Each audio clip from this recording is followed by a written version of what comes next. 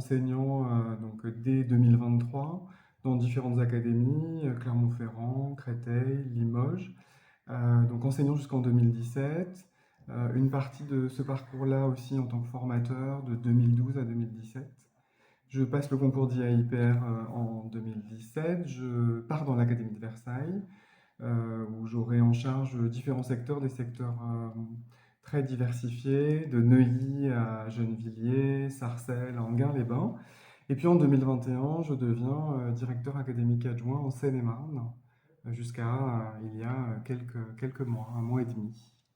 Alors, sur Internet, une agence vous donne une présence pour 4 ans ici, avec une période probatoire de 6 mois. Vous êtes dans la période probatoire de Oui. 6 mois. Ça veut dire que rien n'est joué. Vous pouvez peut-être ne plus être d'Azen. Ça vous inquiète? Alors, vous avez raison, on est mandaté pour 4 ans. On peut donc faire deux fois 4 ans dans un même département. Non, ça ne m'inquiète pas. Ça ne m'inquiète pas parce que j'ai rencontré ici des équipes enthousiastes, engagées, avec lesquelles on va pouvoir travailler. Donc, il n'y a pas d'inquiétude particulière. Donc, cette période probatoire que vous avez de 6 mois, on peut penser que vous allez la réussir, cette période. En tout cas, j'en ai très envie. Et puis, toutes les équipes ici me permettent de réussir et d'engager un certain nombre d'actions. Donc, oui, oui, oui. Est-ce que vous diriez que votre mission est une mission particulière dans la mesure où votre antériorité pose un certain nombre de choses sur votre parcours professionnel, vos centres d'intérêt? On le voit derrière, il y a cette jeune fille qui a l'air très heureuse. Et donc, on parle d'ambition, d'émancipation, d'équité. Ça veut dire que, est-ce que les jeunes vont vous intéresser en Mayenne particulièrement, ou bien ce sera quelque chose que vous mettrez un peu de côté? Alors, mon objectif, c'est de travailler pour les jeunes et de travailler pour les élèves, qu'ils soient en réussite et qu'ils soient épanouis. Ça, c'est un axe important. De toute façon, toutes les équipes, hein, quelles que soient les écoles, les établissements ou même ici en DSDN, travaillent pour la réussite et l'épanouissement des jeunes. Donc, la jeunesse en Mayenne est un axe fort de ma mission, leur réussite. J'ai d'ailleurs identifié quelques axes prioritaires, notamment l'école inclusive, le fait de permettre à tous les élèves d'être en réussite, d'être aussi bien épanouis, que les apprentissages puissent se faire. On aura un travail avec les partenaires, hein, la maison départementale de l'autonomie et l'ARS sur ce sujet-là. Puisqu'on évoque la jeunesse, et c'est permettre à cette jeunesse mayonnaise d'avoir toutes les clés, tous les outils aussi pour avoir des parcours choisis, non subis, et des parcours épanouissants pour eux et pour elles. Alors, qui dit école inclusive, dit loi qui oblige l'inclusion. Mais est-ce que vous avez le sentiment, en tant que directeur académique du service de l'éducation nationale, d'AZEN, comme on dit, ex-inspecteur d'académie, avant on disait comme ça, inspecteur d'académie. Ouais. D'ailleurs, vous préférez ce terme-là ou pas? Alors, je peux l'utiliser puisque je suis IAIPR, inspecteur d'académie, inspecteur pédagogique régional. Donc, le IA est tout à fait possible. Mais si on m'appelle directeur académique, ce sera enfin, très bien aussi. D'accord. Donc sur l'inclusion, diriez-vous que vous avez vraiment les moyens d'une inclusion réussie dans les classes? On fête les 20 ans de la loi de 2005. Donc là, ça fait 20 ans. Effectivement, on a encore des points de progression et des améliorations à apporter, mais on a réalisé de très beaux exploits. Et les équipes sont en capacité, dans bon nombre de situations, d'accompagner des enfants qui sont en situation de handicap. On a d'ailleurs de nombreux dispositifs qui sont développés, hein, des unités locales d'inclusion scolaire, mais aussi des dispositifs qui sont coportés avec l'ARS, comme des unités d'enseignement externalisées maternelle autisme ou élémentaire autisme. On en ouvre d'ailleurs une de plus à Mayenne. Donc on travaille ensemble, on œuvre ensemble pour que les enfants soient en scolarisés, en épanouissement plein et entier, et puis qu'ils puissent apprendre et qu'on fasse école inclusive, mais qu'on fasse aussi société. École inclusive, société, AESH, il en manque énormément Alors il en manque peu, très très très en peu. Mayenne. Toutes les situations, en tout cas, qui nous remontent sont accompagnées. C'est une question d'ailleurs qu'on m'a posée et qui revient régulièrement. Les services ici pose vraiment un accompagnement, que ce soit de l'accompagnement mutualisé ou individualisé. Et on a une mutualisation pour accompagner tous les enfants. En tout cas, toutes les situations et toutes les familles qui pourraient être en difficulté auront une écoute très attentive.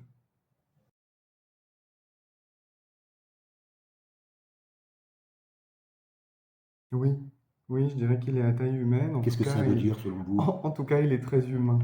L'ensemble des personnes que j'ai pu rencontrer, hein, que ce soit les équipes, les élèves, les directeurs d'école, les élus, les partenaires institutionnels, il y a vraiment, c'est très agréable de travailler dans ce département. Les échanges sont vivants, sont agréables, accueillants, et on sent que on peut être face à des difficultés, mais que des solutions seront envisagées et trouvées. En tout cas, les échanges sont possibles, et donc il y a vraiment une vraie humanité dans ce département. Cette humanité, vous ne l'aviez pas rencontrée auparavant? Si, mais vous savez, quand on quitte un territoire, on peut se demander comment va se dérouler une nouvelle arrivée dans un nouvel environnement, un nouveau territoire. Et donc, je suis très heureux d'avoir retrouvé ces échanges et cette humanité. Mais c'est pas tout à fait un saut dans l'inconnu, mais quand on arrive dans un département, on va découvrir des gens, découvrir des équipes. Et donc, c'est très agréable de retrouver justement ces échanges possibles, cette humanité, cet engagement, ce sens du service public. Voilà, c'est très agréable de trouver ça ici en Mayenne. Je suis né en Corrèze. Je suis né à Ussel, en Haute-Corrèze. J'ai fait mes études à Clermont-Ferrand. Euh, Peut-être. La Haute-Corrèze et la Mayenne, vous y voyez des ponts? Alors, pour connaître les préfectures et les sous-préfectures de la Haute-Corrèze, et là pour avoir visité bien évidemment Laval et Château-Gontier et Mayenne, non, alors ce n'est pas le même environnement déjà, je dirais, on a le bocage mayennais qu'on ne retrouve pas en Corrèze, et puis on a des structures qui sont un petit peu différentes. Vous avez là une concentration sur l'agglomération de Laval qui est quand même très conséquente. Et puis vous avez toute une structuration et un réseau qui se maille autour de Mayenne aussi et Château-Gontier. Donc non, pas tout à fait la même chose. Après, ça rejoint la question précédente sur la proximité, le fait de pouvoir travailler les uns avec les autres, d'identifier des solutions. Donc ça, c'est intéressant aussi d'être sur un département, je dirais, un peu plus petit. Parce que la Seine-et-Marne, le département sur lequel je travaillais il y a quelques mois, un mois et demi, c'est 50% de la surface de la région Île-de-France. Donc là, on était sur un format beaucoup plus conséquent. Donc là, le fait de retrouver un format plus petit et avec une proximité des uns et des autres, c'est très agréable. Quelle est votre qualité principale, Fabien Audi? Je crois que je suis enthousiaste. Je pense que, en tout cas, euh, oui, j'aime travailler dans la bonne humeur, essayer de trouver des solutions même quand les situations sont un peu complexes. Travailler avec mes équipes aussi, c'est très important. Et d'être dans une forme de proximité. Ça ne veut pas dire que les décisions ne seront pas prises, mais en tout cas d'être à l'écoute des uns et des autres pour pouvoir prendre en connaissance de cause des décisions. Mais en tout cas, l'enthousiasme, l'envie de faire, l'envie d'avancer ensemble. On est nommé je pense, hein, sur le parcours et sur les compétences qu'on a pu développer en se disant, euh, je pense, hein, mais je n'étais pas, j'étais de l'autre côté.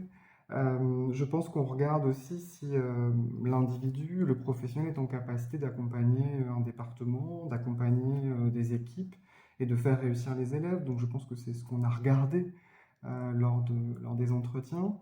Et puis je suppose qu'ils ont vu en tout cas mon envie de réaliser de belles choses pour les élèves, que je sois enseignant, inspecteur ou directeur académique. Il y a des valeurs qui sont partagées avec l'ensemble des professionnels que j'ai pu rencontrer et qui sont toujours présentes là avec le professionnel que je suis. Donc je pense qu'ils ont vu aussi ça. Quand j'étais enseignant, donc j'ai travaillé dans des territoires différents, hein, puisque j'ai travaillé aux Ancises, hein, une petite commune à côté de Clermont-Ferrand, à Saint-Sulpice-les-Feuilles, dans un collège à 2 divisions par niveau, donc une petite structure dans l'Académie de Limoges, et puis aussi en éducation prioritaire, donc avec des publics variés, hétérogènes. En tout cas, à chaque fois, l'objectif c'était de les amener le plus loin possible Et puis d'être à leur écoute, peut-être aussi d'adapter, de transformer ces pratiques en fonction du public pour les faire avancer. Mais comment vous est venue cette idée de dire je vais faire en sorte que les élèves puissent participer à leur destin?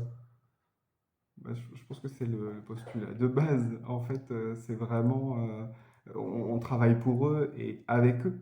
Donc, il est important d'identifier leurs besoins, de les écouter et de pouvoir les faire avancer. Mais l'objectif de tout enseignant ou de tout personnel de l'éducation nationale, c'est de faire progresser les élèves et qu'ils puissent être épanouis dans l'environnement, dans Ouais. un environnement souhaité. Oui, mais là, vous l'avez objectivé en faisant une sorte de programme, de projet pédagogique, etc., etc. Selon vous, ça a été relevé, ça a été pour vous un moyen d'émancipation vis-à-vis de votre carrière? Un moyen d'émancipation, en tout cas, le fait d'être à l'écoute et le fait d'être dans des univers différents, ça permet de se développer professionnellement. Et que ce soit les élèves qui peuvent être différents, des territoires différents, et aussi les professionnels différents avec lesquels on travaille. Et puis, comme tout professionnel, on a des rencontres dans nos parcours qui nous permettent d'évoluer et de progresser. Voilà. Donc c'était pour vous naturel. Alors, je ne sais pas si c'était naturel, mais en tout cas, les choses se sont posées assez tranquillement et de façon assez fluide, avec des rencontres. Quel est le premier dossier que vous avez pris à bras le corps ici en Mayenne? Alors, il était important pour moi de faire un diagnostic et d'avoir une photographie un peu du département. Euh, Alors, quelle photographie? Noir et blanc ou en couleur? on va dire que c'est, il y a pas de, on est ni noir ni blanc. En fait, il faut être sur un nuancier, je pense. Il y a vraiment des nuances à apporter. On a aussi un volet sur l'orientation, le parcours des jeunes, qui est un axe important, et puis peut-être d'essayer de lutter contre certaines inégalités territoriales ou sociales, et peut-être de lutter contre certains biais de genre ou quelques stéréotypes. Donc c'est des axes qui sont importants pour le département.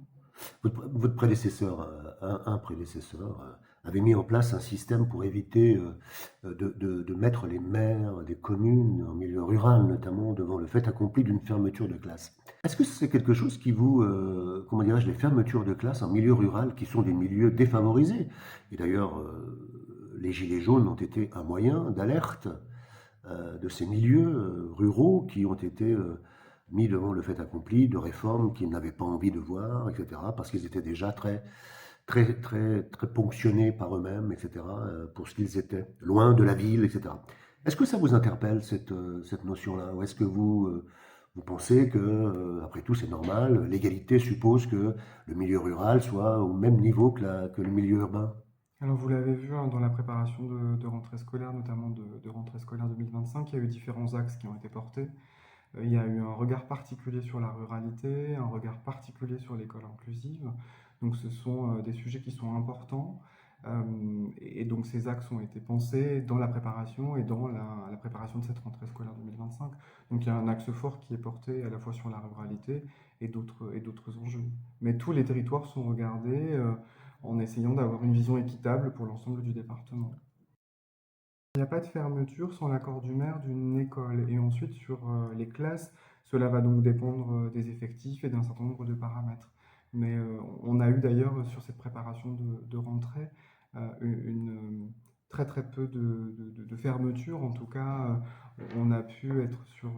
puisque vous l'avez vu, il n'y a pas eu de suppression de 4000 postes. Donc on a eu une préservation d'un certain nombre d'endroits, de territoires. Et vraiment, cette préparation de rentrée se passe sous de bons auspices.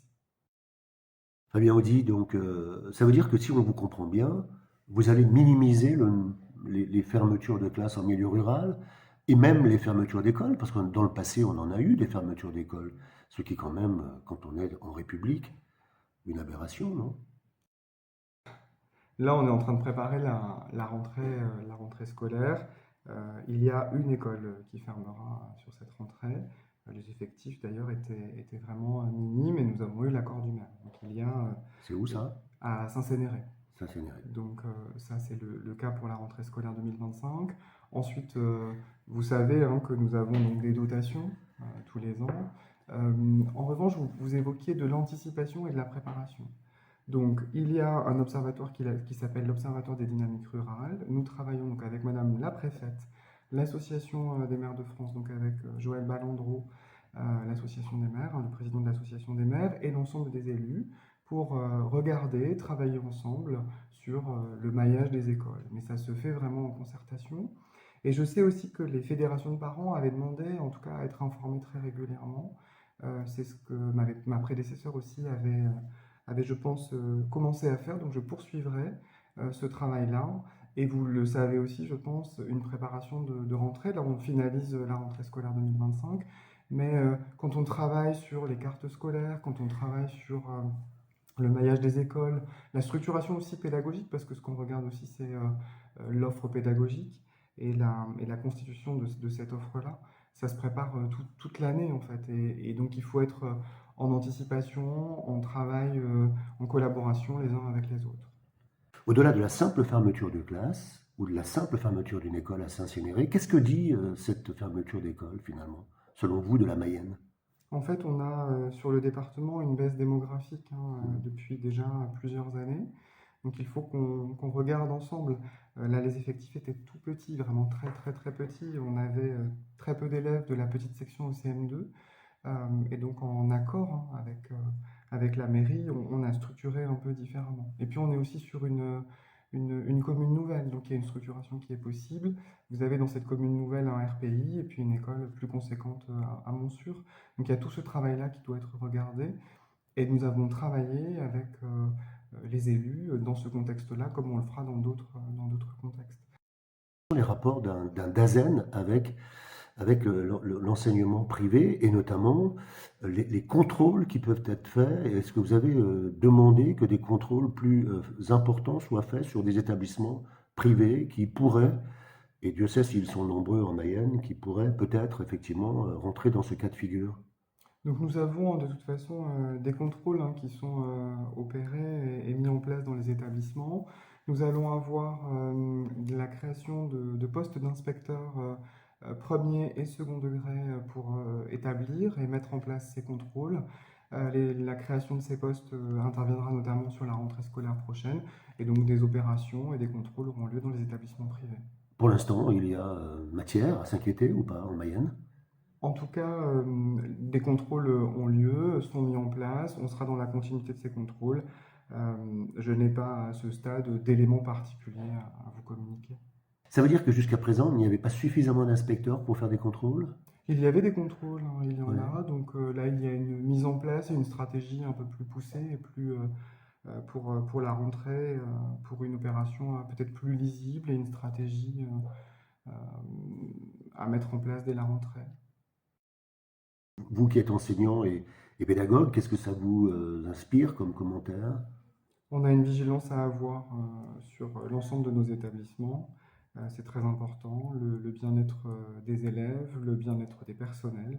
Et donc il faut être vigilant sur ces différents actes qui sont répréhensibles. Donc une mise en place d'opérations, de suivi régulier doit être posée.